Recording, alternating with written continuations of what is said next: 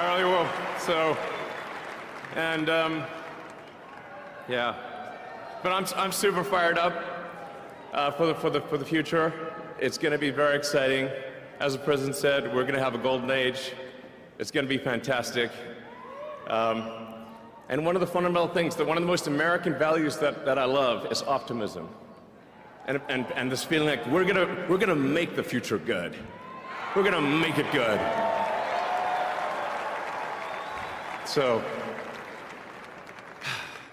man, I can't wait. This is gonna be fantastic. So thank you again. And yeah, I'm just so excited about the future. Thank you guys. Thank you.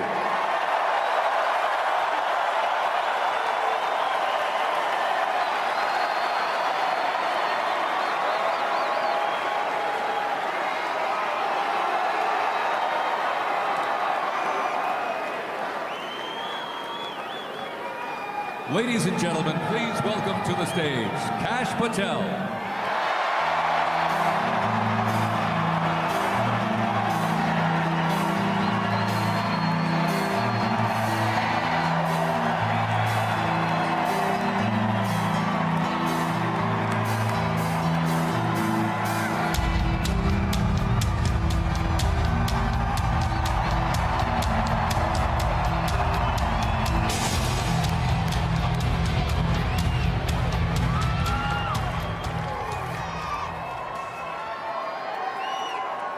My, oh my, how do you follow Elon Musk when he tells you you're going to take you to Mars?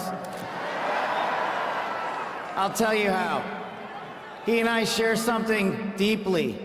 We love the American dream. And we have been given a gift by God today to usher in a new dynasty because we just inaugurated Donald J. Trump as our 47th president. And we just inaugurated J.D. Vance as our Vice President of the United States.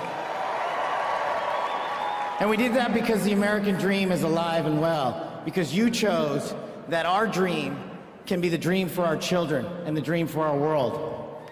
And we are at a crossroads here in America, but our future is bright because you had the courage to stand for your convictions.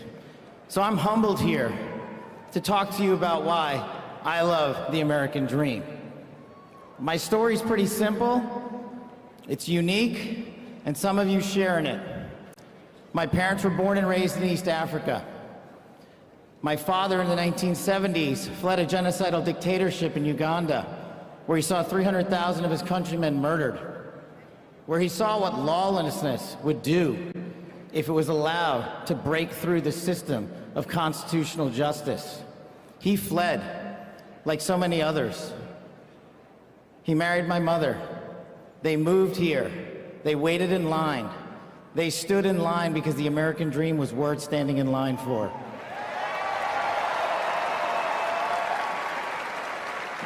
That dream is woven into the fabric of this nation, and our immigration policy is the greatest policy in the world. And now that we have Donald J. Trump and J.D. Vance, it will become the greatest policy in the world again.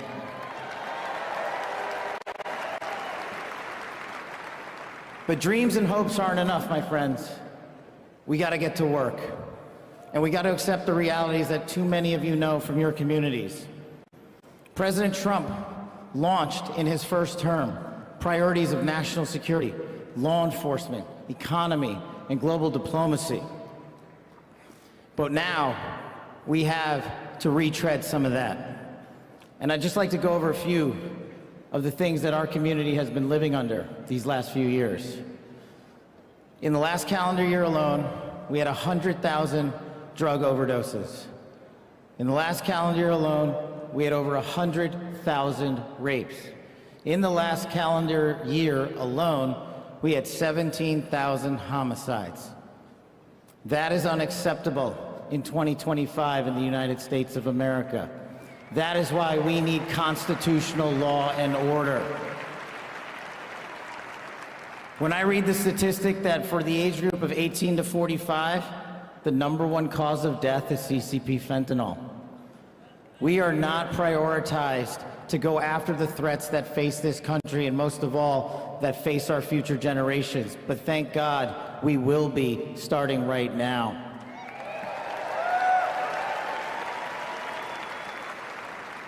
President Trump and J.D. Vance's leadership and administration will usher in the priorities that I cherished during my 16 years in government service. That we will always, always honor the men and women who wear the cloth of our nation and stand on that wall and tell you nothing's getting by them tonight.